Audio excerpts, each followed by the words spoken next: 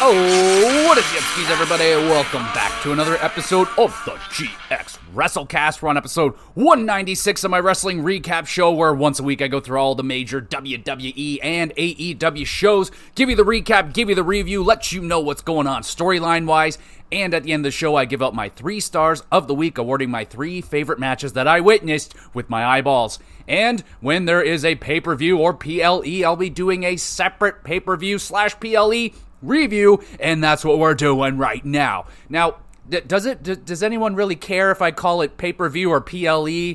I grew up on pay-per-view, so I tend to just say pay-per-view, but whatever. It's AEW's Dynasty in Philadelphia.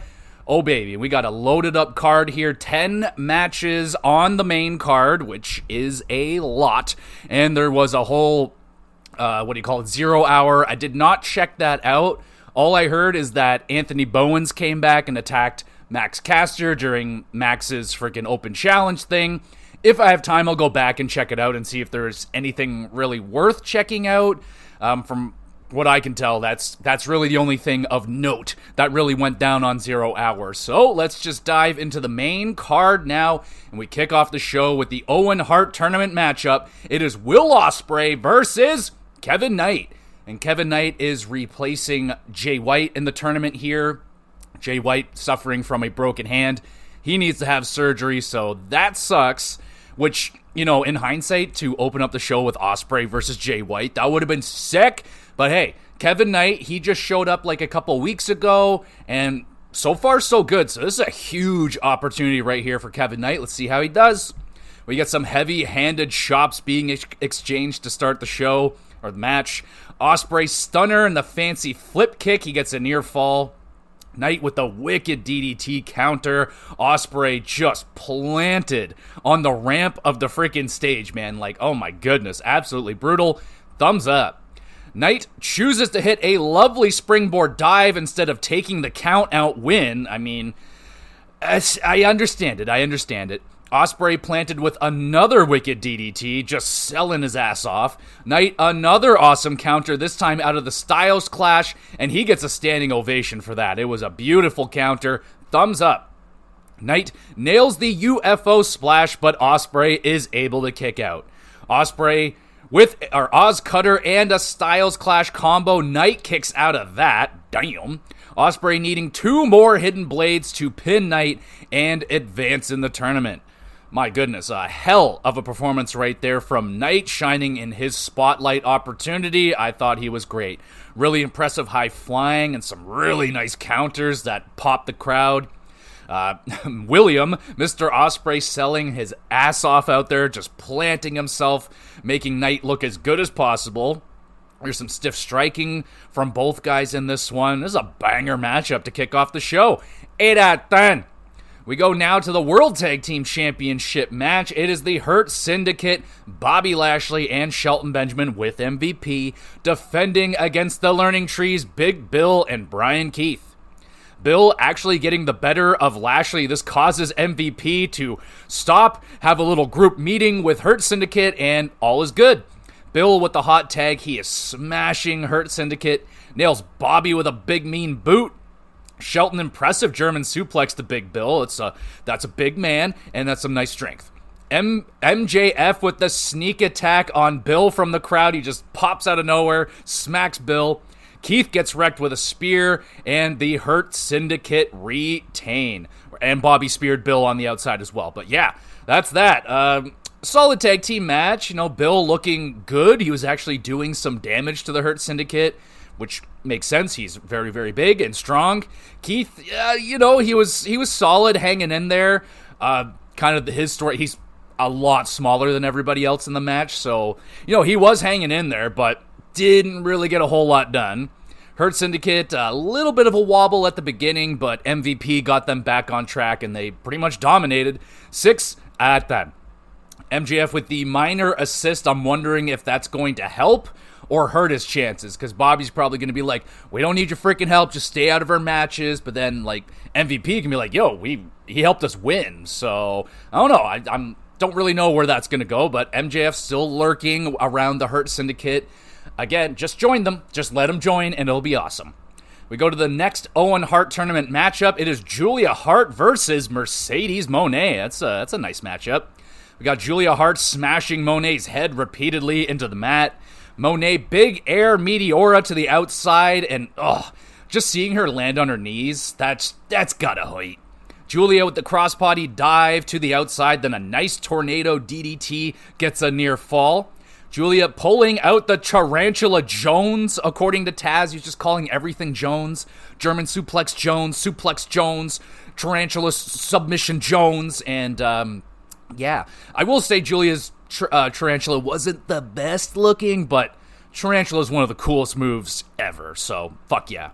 Moné counters Julia's moonsault, hits 2 backstabbers. Julia with the crucifix bomb counter, buys herself a little bit of time. Moné, statement maker, is locked in. Julia trying to counter, but Moné gets the hold locked back in. Julia able to escape, but Moné with the roll-up, able to pin Julia to advance.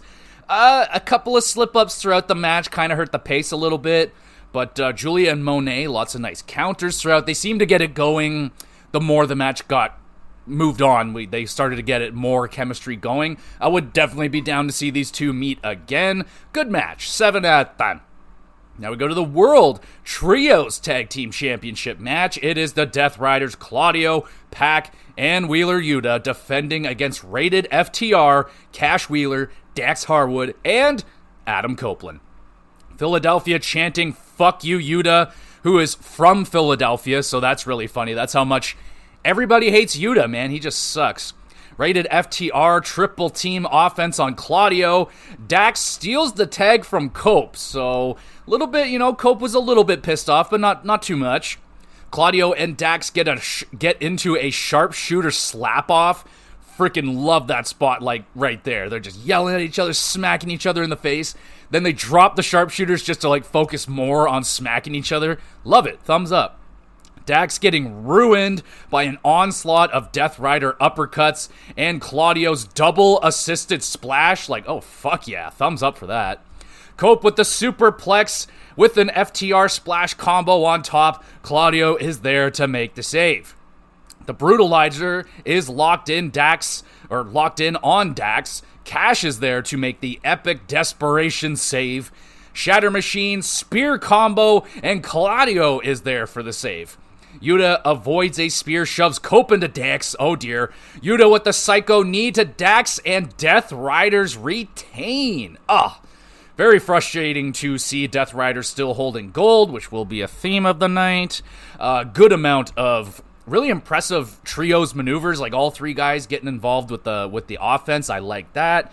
Dax and Claudio, that slap off sharpshooter spot, that was awesome. 7.5 out of 10. Rated FTR embrace in the ring, and then it happens. Dax snaps. He hits a pile driver on Cope. Oh no. Cash is offered a chair, but he declines. He shoves Dax down. Hooray! Cash is consoling Adam, and then it happens again.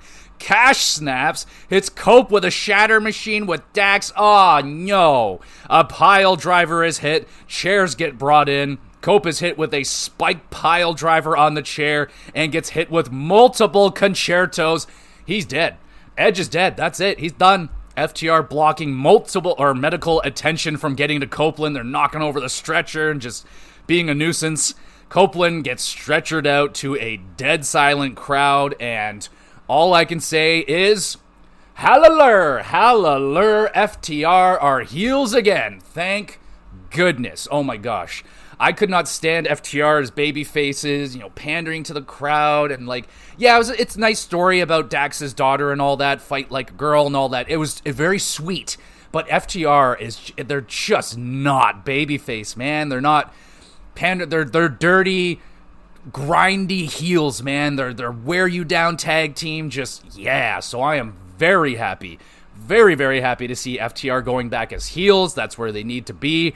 And sadly, Edge gets the shit kicked out of him for that to happen, but that's okay. I don't know if Edge is going to be written off for a little bit here, come back in a few weeks. I'm not sure, but it's definitely going to be getting into it with FTR, who's going to join him on that one. I don't know. Maybe Christian gets here. I don't really know where they're going to go with that one. Who can join Edge with that? But we'll see. We move on. It is the Women's World Championship match. It is Timeless Toni Storm with Luther defending against Megan Bayne with Ford. And Bayne, since she came in to AEW like a month ago or something, she has just been dominating the AEW women's division. She has just destroyed everyone. Thunder Rosa, Chris Statlander. She continues to destroy Timeless Toni. She even has a pinfall victory over the champion. So this is a massive mountain for Timeless Toni to overcome. Will she be able to do it? First we get an interesting Toni Storm training montage video. You have to. You're in Philadelphia, Rocky. But it was good. It wasn't like your classic montage. It was kind of strange with Toni, some weird imagery, but I liked it. Thumbs up. And Luther, he gets taken out by a Bayne dive. Toni using Luther's back to deliver a DDT to Megan. The Mega Pegasus in full control of the champion. I can't get enough of that. They call her the Megasus, and I just call her the Mega Pegasus because that's short for Megasus, and she is in fact the Mega Pegasus. Ford delivers a cheap shot to Toni. Luther grabs and removes Ford from the match. Just picks her up and walks out, and they're gone. Toni locks in the Indian Deathlock. Bayne powers her way to the ropes. Toni with an avalanche German suplex. Bayne damn near almost breaks her neck on that one. That was scary as fuck. Bayne right back on the attack, though. Hits a Falcon Arrow driver. Toni able to kick out of that. Toni's hip attack. Bayne takes it and gets right back up, man. So Toni hits 3 more brutal hip attacks, hits the Storm Zero, and Bayne, I shit you not, kicks out at freaking 1. What the fuck? That's insane. Bayne goes for false descent. Toni counters, gets the roll up, pins Bayne, and retains. Oh, wow. That was pretty awesome right there. Bayne looking like an absolute monster, throwing Toni around all over the ring, kicking out after 4 hip attacks, a Storm Zero. That is fucking crazy, man. That is absolutely crazy. Toni, super resilient performance. And I really thought there for just a moment that Toni was actually going to lose. I thought Bayne had her. But after... I called it before it happened. I was like, it's a roll-up. Toni's going to get the roll-up win, and then it happened. I was like, okay. I like what they did there. It's a tough go, right? The way that they're booking Megan Bayne right now. She's this unstoppable new powerhouse, and Toni just becoming the champion. It would look really bad if Toni lost, though it would make Megan Bayne's just arrival be crazy. It would be really hard to book matches for her after that because she would just have to squash everybody. But this at least opens up the possibility, and now we've seen Megan Bayne be defeated. We now know that is a possibility. Whether you can't really hurt her with offense, so you're probably gonna have to try and get sneaky roll-ups and stuff. So I don't know. I really liked the finish. I thought it was a really good match. 7.5 out of 10. We go now to the next Owen Hart tournament match. It is Kyle Fletcher going up against Mark Briscoe. Fletcher with the early start. He jumps Briscoe during his entrance. Briscoe regroups, dumps Cal onto the apron, then nails the elbow drop off of the barricade. All of that just looks so nasty, man. Like nasty bumps, nasty landing for Briscoe onto the ground, man. But I love it. Thumbs up. Numerous chairs get brought into the ring. The referee gets distracted, and Kyle hits a butterfly suplex onto the chair, man. And the chair was open. Nasty bump right there for Briscoe. Thumbs up. Kyle power bombing Briscoe onto the apron, man. Just a freaking brutal power bomb, and it gets even worse. Then he power bombs Briscoe into the barricade, and that one looks even way worse. Like, I don't know how his back ain't broken. Somehow, Briscoe rallies with some offense, and then Kyle torpedoes Briscoe into the bottom turnbuckle. Like, the bumps he's taking right now. Briscoe hit with a brainbuster onto the apron, another scary landing, and yet another brainbuster in the ring. Briscoe somehow kicks out. Mark with the avalanche razor's edge nails the froggy bow, and Kyle kicks out. My goodness. Briscoe reverse Death Valley driver dumps Kyle right on his freaking head. That looked horrific, but amazing. Thumbs up. The Froggy Bow is countered. Kyle with 2 nasty running kicks, and the Turnbuckle Brainbuster defeats Briscoe to advance in the tournament. My goodness, that was a extremely hard-hitting match. So many brutal bumps, and Briscoe taking many of those ridiculous bumps. Insane resilience out of Briscoe, man. Like, I cannot believe that man is standing. He's probably very, very sore. Kyle, ruthless aggression is all I can really call his performance right there. Amazing match. 9 out of 10. That was sensational. We go now to the Mask versus the Ring of Honor Championship match. It is Chris Jericho defending against Bandito, who is defending his mask. Bandito with the fancy handstand counter hits Jericho with a couple of over-the-rope dives. Very, very nice. And Bandito has his mom and I think his sister in the front row. They're watching, and he's like, pandering to him, gives his mom a kiss and all that stuff. Very nice. Bandito, my goodness, shows off the insane strength, holding Jericho in a suplex with one freaking hand for almost a minute. Now, you at home, if you want to try that, go ahead and lift the heaviest object in your household over your head with one hand for about a minute, and there you go. Insane. I don't even know, I was actually at a Jack and Jill a few weeks ago, and there was a contest. Hold up a case of beer for as long as you can, you win the case of beer, and I was holding it up. I was leading the charge but when I put that case of beer down, I held it for like a minute and a half, a 30 pack of beer. I couldn't lift my arms back up for like 3 minutes. I was just gassed. Okay, so that's definitely a thumbs up. Insane strength on display. Jericho power bombs Bandito off of the apron, and just a nasty splat on the ground for Bandito. Brutal bump. Jericho with the nice Frankensteiner counter. He pulls that shit out of nowhere. Like, he was going to go for a Frankensteiner, and then Bandito counters it, and then Jericho counters the counter with the Frankensteiner. I was like, oh my God. I was losing it. Thumbs up. Bandito, one-armed military press slam and a frog splash. Chris kicks out. Chris cheats during the duel. He rolls up Bandito, put the foot on the ropes, but thankfully Bandito kicks out. Jericho with some fancy roll-up attempts, then locks in the walls of Jericho. Brian Keith decides he's coming down. He hobbles down for a distraction. Here comes Gravity. He arrives to fight off Brian.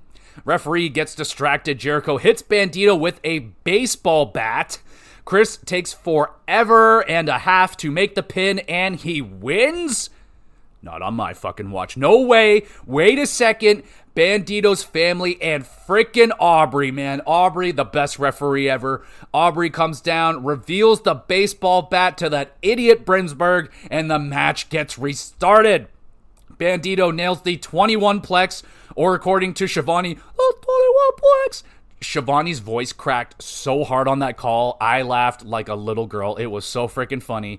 Anyway, Bandito 21 plex, and Bandito pins and wins, keeps his mask, and he is the new Ring of Honor World Champion. Oh, fuck yeah. Now, that was a banger of a match. Jericho pulling out the lucha moves, I was freaking losing my mind. Bandito, ridiculous strength, also making me lose my mind. I just did not like the false finish. That false finish really took the wind out of the crowd, and I didn't get the pop I was looking for when Bandito won. Like, if Bandito just won the match normally without the baseball bat thing, I think the crowd would have exploded for Bandito, man. Like, the rivalry's been pretty vicious, and Jericho just being an absolute piece of garbage, and then the whole history and the lineage of luchadors and the mask. I mean, oh fuck yeah. I feel like they lost that moment with that false finish.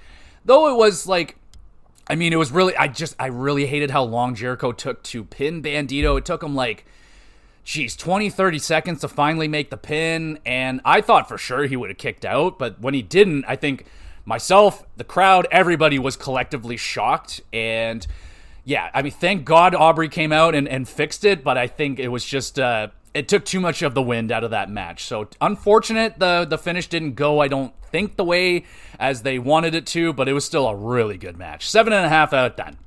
We go now to the match I was least looking forward to, and that is the TNT Championship match. Danny Garcia defending against Adam Cole, baby. And Garcia making it clear this will be the last opportunity for Adam Cole to get a shot at the TNT Championship, so let's get into it. Garcia with the Gotch-style pile driver, he gets a near fall. Cole hits his neck breaker on the steps, then hits a Panama Sunrise off the steps. Cole about to lower the boom, but Garcia collapses. Seen that one before.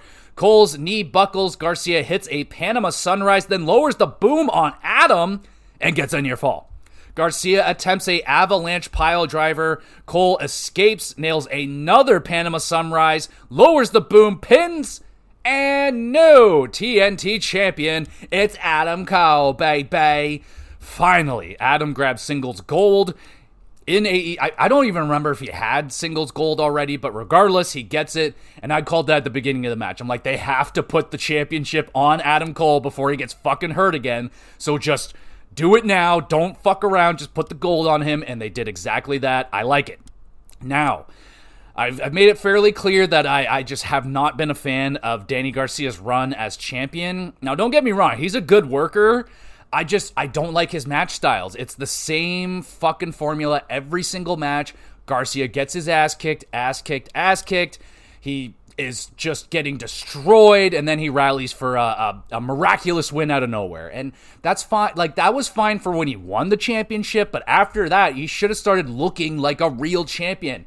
And he just never did. He always was getting whooped. He was never the more dominant in the match. He's always the underdog, which is fine for a little bit, but they've been doing it for like fucking 2 years now, so I'm just done with it. Garcia never really seemed to connect with the crowd. Like, he had the dance, and that's what got him over initially, was that dance, but he never really got anything else going. The crowd just never really seemed to get behind him. Like, they like him, but they don't. He wasn't Ricky Starks, and it always seemed like Garcia was just the Ricky Starks replacement, the underdog, plucky, underdog guy, and I just didn't see the connection, and just didn't really get the crowd, jumping out of their seats and stuff. I don't know, man. Like, just not a fan of Garcia. I'm very, very happy that Adam is the champion now. Adam's going to get a lot of good matches out of people, and Garcia did, but I think Adam Cole's going to get great matches out of people. I didn't see a lot of great matches out of Danny Garcia, but that's my opinion. Garcia, very disappointed. He lost. He cannot look at Adam, but he does raise the new champion's hand. And again, I'm disappointed right here. I really wanted Garcia to turn heel. Like, that was the time. Like, again, I just don't think he connects well enough with the crowd to be a babyface anymore. I liked him more when he was hanging around with Jericho and stuff like that. But I feel like Garcia was just kind of, a mixture of the Wardlow storyline and Ricky Starks' storyline. And like, Wardlow was the muscle behind Jericho, and Jericho treating him badly all the time. We were just waiting for Wardlow to emerge, and then he did, and then Wardlow's just disappeared. He is no longer on this planet anymore. Same thing with Ricky Starks. So they're just like, all right, what do we have? Danny Garcia, come on down, and you're gonna do that. And like, again, good work from Danny. He tried. It just didn't hit for me. And yeah, very disappointed that he didn't turn heel here as well. So let's move on to the three-way dance. For the International Championship, it's Kenny Omega defending against Ricochet and Mike Bailey. Kenny and Bailey smacking Ricochet's bald head, and the crowd loves it, chanting bald at Ricochet all throughout the match. Very funny. Ricochet on the barricade hits Bailey with a Death Valley driver onto Omega. Like, oh baby, thumbs up. Ricochet with the sweet neck breaker, which makes Kenny hit Bailey with the DDT, kind of that, I don't know what you would call that, like, it doesn't matter, it's fucking cool though. Ricochet dives, then he joins commentary to talk trash until Bailey kicks him right in the face. All three attempt inventive double pin attempts, getting a standing ovation from Philadelphia, and deservedly so. That was awesome. Thumbs up. Bailey with the awesome triangle moonsault nails Ricochet on the outside. Ricochet hits a lovely dive, then he goes for another one. Instead, Bailey with the springboard moonsault wipes out Ricochet and Kenny. Bailey ruins Ricochet with a unbelievable backflip knee drop. Like, oh, and that landing was so brutal. Like, right into the chest cavity of Ricochet. You know the wind got knocked out of him on that one. Thumbs up. Kenny's head gets taken off by a Bayley spinning back kick. Rico disrupts the referee's count. Bayley misses the knee drop and just wrecks his knees on the apron. And for the rest of the match, Bayley is just selling his knees being wrecked. Bayley then with the super poison Rana to Ricochet. Omega with a double snap dragon. The crowd is loving it. Thumbs up for that. Kenny on fire hitting V-triggers. Pulls out the catch German suplex. Ricochet 450 splash to Kenny and a vertigo to Bayley. Gets a near fall. Ricochet... fucking Bayley sets up the crane kick and he's just sitting there waiting, and Ricochet's like, what are you doing, man? I'm not gonna fall for that. And then he runs right into the crane kick. Bayley hits the ultimate weapon, which is a top rope backflip knee drop. Like, oh my, so freaking cool. Thumbs up. Omega V triggers Bayley to break up that pin. Omega with an avalanche inverted one-winged angel to Ricochet, pins and retains. Holy shit. That was one of the best triple threat matches I have ever seen. Three-way dance, whatever the hell you want to call it. That was amazing. The only other triple threat that sticks in my mind is, it's kind of forbidden, but the triple threat at WrestleMania 20, Shawn Michaels versus Triple H versus Chris Benoit. One of the best, if not the best triple threat. This one is right there. Unfreaking believable, man. Over 30 minutes of just non-stop action. I shit you not. There was barely a wasted second in this match. And the fact, like, Ricochet and Bayley, barely a beat of sweat on these guys. Like, absolutely ridiculous. Bayley, sensational selling all throughout. Like, the leg he was selling, that's so good. Everything he sold so good. Ricochet, incredible. Kenny Omega looking as good as ever, man. That was the best match he's had since coming back. And very minimal, midsection stuff for Kenny. Like, I thought, I'm over the moon with this match. This match was incredible. 10 out of 10. I love this match. Kenny's celebration gets cut short by Okada. Crowd's going crazy. Okada looking for a stare down with Omega, and Kenny's like, I'm too tired, dog. I'm going back. We'll save that for another day, but a great little tease right there. Okada, Omega, that's a match made in heaven. They've fought numerous times before, and they're both champions. So again, I don't like champion versus champion stuff, but we'll see where that goes. Regardless, Kenny, Omega versus Okada, that's just... We move now to the main event. It's the AEW World Championship. Jon Moxley with the Death Riders defending against Swerve Strickland with Nana. Swerve and Moxley, nice mat wrestling to start the match. They're talking about it on commentary. Moxley is actually trained in jiu-jitsu, so he is very comfortable on the mat. He just doesn't really show that off. That's not his in-ring style. But Swerve trying to do that with Moxley, and Moxley's all about it. He's like, yep. And even commentary's like, you might not want to do that, Strickland, because Moxley has that jiu-jitsu background. So actually, I like the mat wrestling to start. Then things start to get a little bit rough. Shafir with a cheap shot to Swerve, very annoying. Moxley throws Swerve over the announce table, wiping out Excal. He is done. Swerve gets busted open, and Moxley just keeps biting and clawing and doing everything to this wound. Just really disgusting. Moxley continues biting, clawing, and punching the wound, trying to get more blood to come out, but not a whole lot of blood coming out. Just it's a scratch. Moxley chokehold locked in Swerve with the ridiculous deadlift sit-out powerbomb to get out of it. Thumbs up. Swerve hits the house call, goes for another one, but runs straight into a lariat. Shafir enters the ring. Nana ain't having that shit. Shafir hits Nana with the briefcase. He's done. Moxley accidentally hitting Shafir with an RKO out of nowhere. Don't even know how you do that by accident. Moxley sets up a ladder on the outside. Mox and Swerve climb the ladder. The referee is absolutely losing his mind. He's like, get down from there. Get down from there right now. Swerve stomps Moxley off of the ladder through the announce frickin' table. Thumbs up for that. Swerve and Moxley trading hard shots in the ring. Shafir gives Moxley a chair. Mox proceeds to throw the chair. Swerve ducks and the chair pegs the referee right in the face. He is done. Swerve nails the vertebreaker, one of the coolest moves ever. Hangman arrives looking to buckshot somebody, but out comes Death Riders to stop Page. He was set up there to hit Swerve or Moxley. Looks like he was siding more for Moxley, but we don't get to see the decision made. Hangman fights off the Death Riders, hits Moxley with a dead eye. Hook, Samoa Joe, and Shibata arrive to battle off the Death Riders, so they're all gone now. Swerve hums a chair into Moxley's face. How you doing? Swerve stomp connects, but there's no referee.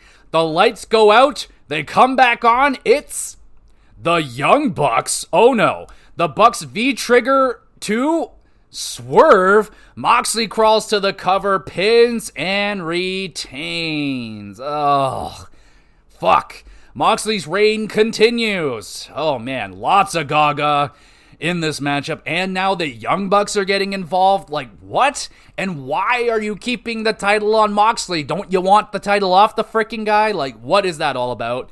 After all said and done with all the gaga and the Bucks out of the way, that was a really good match. The mat wrestling was a really nice touch at the beginning. Then it got rough, a bunch of big bumps, the big table spot, that was good.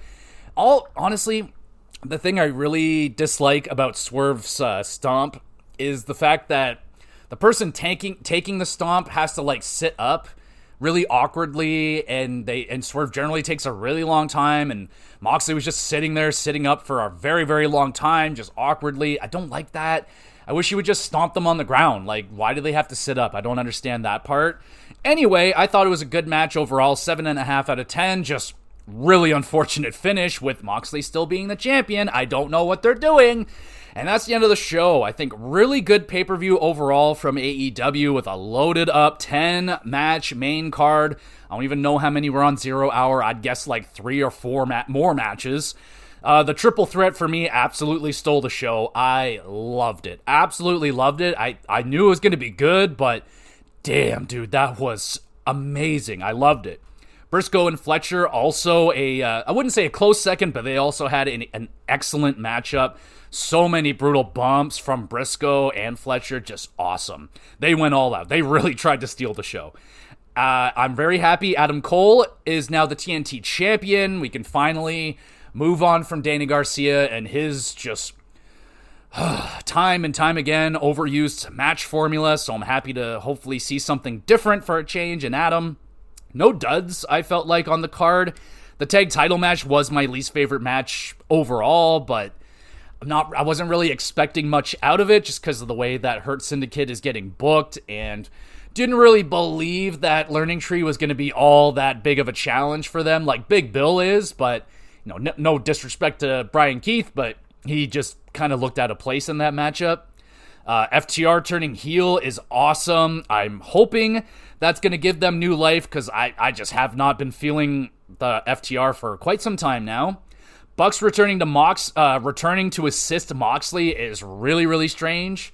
But it does lead to some must-watch to try and figure out what the fuck what's their explanation for doing that, and what are they going to be doing now that they're back. So that's interesting. Philadelphia, great wrestling crowd as always. 7.5 out of 10. It loses points for obviously Moxley still being a champion. I don't like that. Yeah, not good. So we'll see what happens after that, but let me know what your favorite matches were. What was your least favorite match on the card? And if you watch 0 Hour, what'd you think of the 0 Hour? I'll see if I can check it out. It just didn't look worth it to me. It's already a very long pay-per-view, so I'm good right there, but overall I thought it was a really good pay-per-view.